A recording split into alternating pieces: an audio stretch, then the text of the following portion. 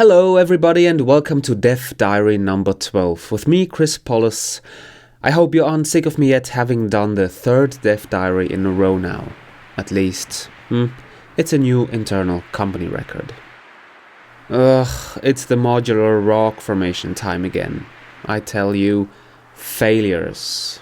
I stopped counting the hours I sat in front of these rocks trying to make them look good.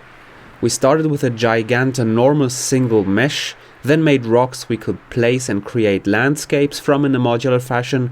We also developed our own shader in order not to have to UV map rocks. But still, it doesn't seem to look right. This is what we learned.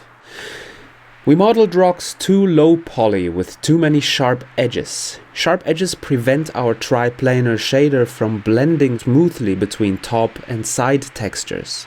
I experimented with adding some sand on the top flat surfaces of our rocks so the texture doesn't look too uniform and flat and therefore uninteresting. But as you can see, there's a hard transition between the textures due to the almost 90 degrees angle of the geometry. As a lesson, we should model rocks that are more interesting in itself, with more curves, interesting shapes, bumps, etc.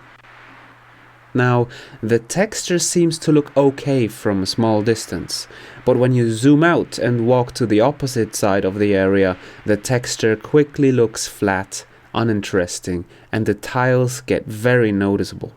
But that is a problem with tileable textures in general. Either you tile them and need really low contrasts, which makes them look boring, or you add a lot of contrast, but then you'll notice the tiling very much.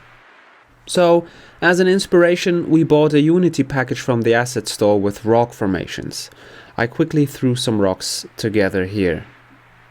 They're much more rounded and interesting in itself. The textures are made to fit the geometry.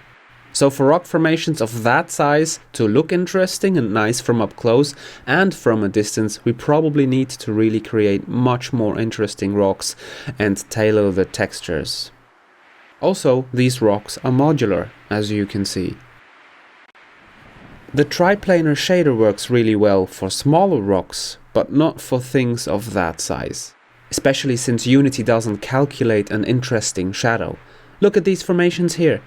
The rock on the left is dark, as its face shows away from the sun. It should also occlude the stone on the right, but it's bright, as if in direct sunlight. I noticed a lot of these problems as I placed our rocks. That's why textures have to take care of something like that.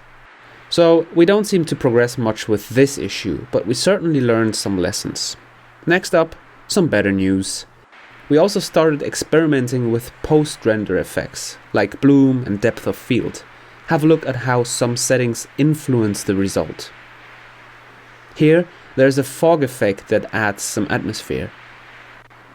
A vignette that directs the eye of the player towards the center, as in photography. The depth of field adds a blur for faraway objects, so you can simulate a photo lens whose aperture is lowered. Have a look at the difference in certain scenes. Here, without all effects, and now with all the image effects. Here, from a different point of view, again without effects, and with effects applied. It just makes a more round and coherent image. That was it for this week's Dev Diary.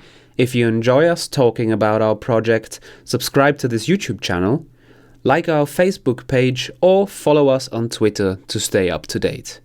Thanks for watching. See ya.